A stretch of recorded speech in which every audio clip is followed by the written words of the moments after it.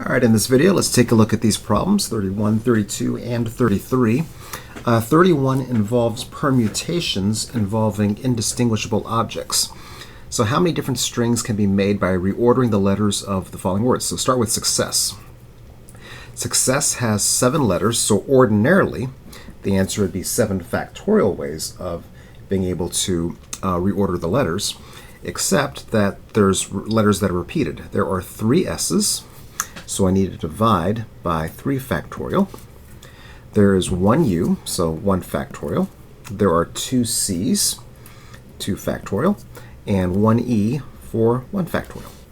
So if these were 7 different letters, the answer would be 7 factorial. But because there are repeats, I need to divide by this to eliminate the repetitions. And so this works out to be 420. Ellipses, same principle. This has 8 letters. Now ellipses has 2 E's, it also has 2 L's, it has 1 I, it has 1 P, and 2 S's. So the numbers on the bottom add up to 8. And so then we plug into the calculator, and this works out to be 5,040. Finally, for aardvark has 8 letters. There are 3 A's, there are 2 R's, and then there is 1 D, 1 V, and 1 K. And so that works out to be 3,360.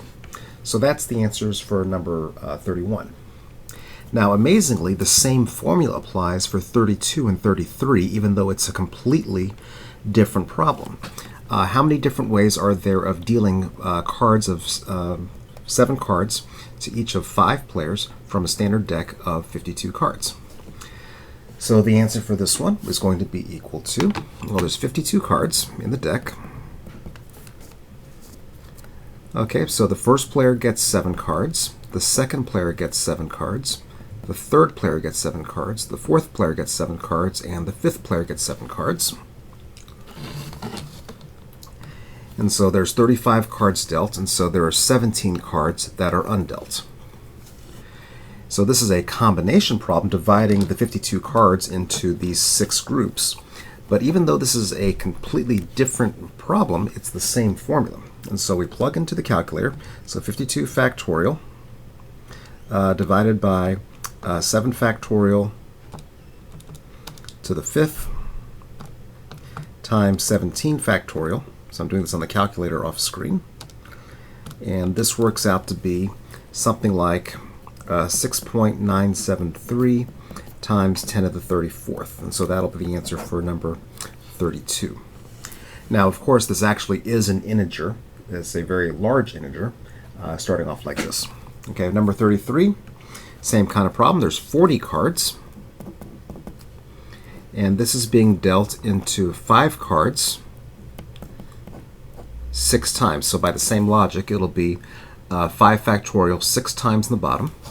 That's 30 cards are dealt, so 10 cards are left undealt. And we plug that into the calculator, and that works out to be about 7.53 times 10 to the 28th. So for this first problem involves permutations with objects that might be repeated. The second 2 problems involve combinations into groups, but remarkably, it's the exact same formula for these 2 different types of problems.